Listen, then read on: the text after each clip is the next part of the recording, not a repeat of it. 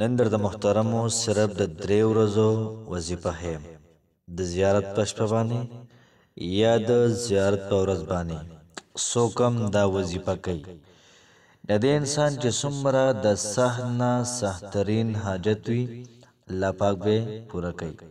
څومره د مشکل نه مشکل ترین حاجت وي الله پاک به پوره کوي هر څومره مشکل وي هر څومره تکلیف وي الله پاک با د داسې ځای نه محترمو انسان ته د مشکل د حاجت د پوره کی د انسان به وهم او ګمان کې نه راځي یاد ساتئ دا وظیفه سپیشل د مال او دولت او د پیسو او د برکت دپاره ده څوک دا غواړي چې الله پاک د مال او دولت راکړي مال د پیسې راکړي دا وظیفه دی چې ان شاء الله العزیز الله پاک بوله مال او دولت او پیسې دا پیراووري الله پاک به د انسان ته اسباب محترمو دا مهیا کی بس تاسو صرف د زیارت پر ورځ د یو عمل کوي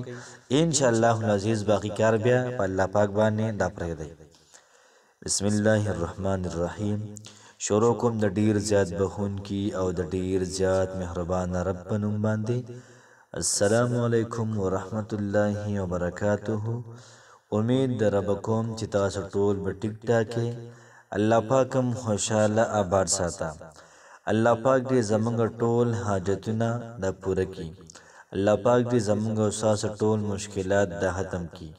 الله پاک دې زمونږ استاد په کورونو کې د نور پرشتي د سکون ول پرشتي او د غرنګي د رحمت پرشتي محترم د او ګرځي الله پاک دې زمونږ استاد د زړونو ارمانونه د دې پوره کی نن چې کومه زمونږ وظیفه را د دې وظیفې تعلق د مال او دولت سره دی د حاجت د پوره کېدو سره دی مشکل د پوره کېدو سره دی څومره یو انسان پریشان دی د لفاظ د یو نوم نه صرف پولی کې او ځان سره په جیب کې کیدی ان شاء الله العزیز ان شاء الله او درې ورځې دغه ذکر کوي درې ورځې کوي ډېر تماشو کی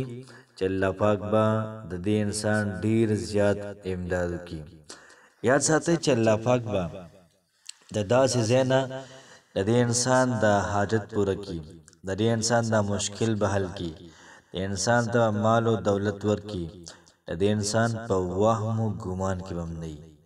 د داسې زینا یاد ساتئ محترمو چې اسباب پیدا کون کې الله پاک دی رزق ورکون کې الله پاک دی نو څومره موږ ذکر کوو د رزق لپاره او موږ یې نه هغه موږ یې نه چې دا پلان کې رزق غواړي او ډیر په طلب باندې غواړي ډیر په عجزۍ باندې غواړي ان شاء الله چې کله الله پاک زموږ طلب ویني او سره ادب ویني ان شاء الله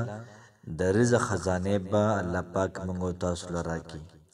په خپل الله پاک په قران کې وایي زبر تاسو ته د زمکه چابيان حواله کوم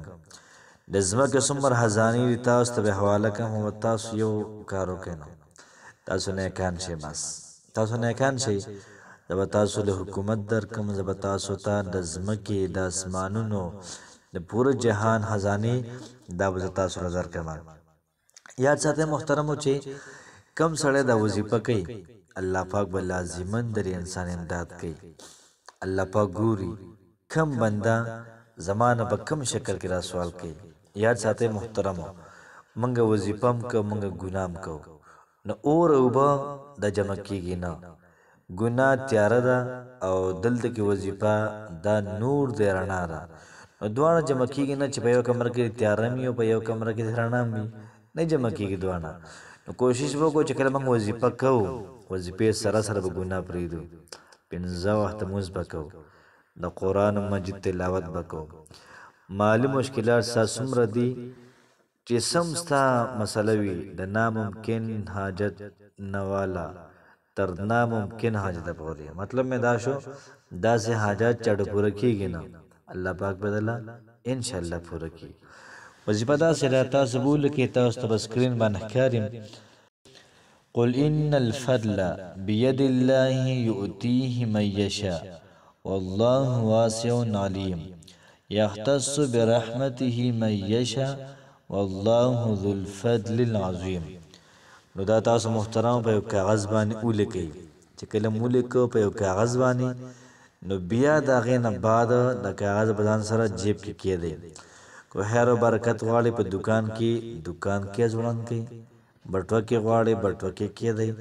یاد ساتئ دوکان لپاره بیل ولیکئ، د بټوې لپاره بیل او د کور دپاره بیل. بیا تماشه کوه الله پاک څنګه ستا مرسته کوي. الله پاک تعالی د حلالو مال څومره ډېر درکوي. محترم ورسره به کاروبار هم کوو، ورسره به وظایف هم کوو. انشاءالله الله پاک به زموږ کاروبار کې ډېر زیات خیر او برکت دا پیدا کړي. نو کوشش وکړئ چې وظیفه په خپله مو کوئ او دغه رنګې خپل ملګرو سره هم شیر کړئ.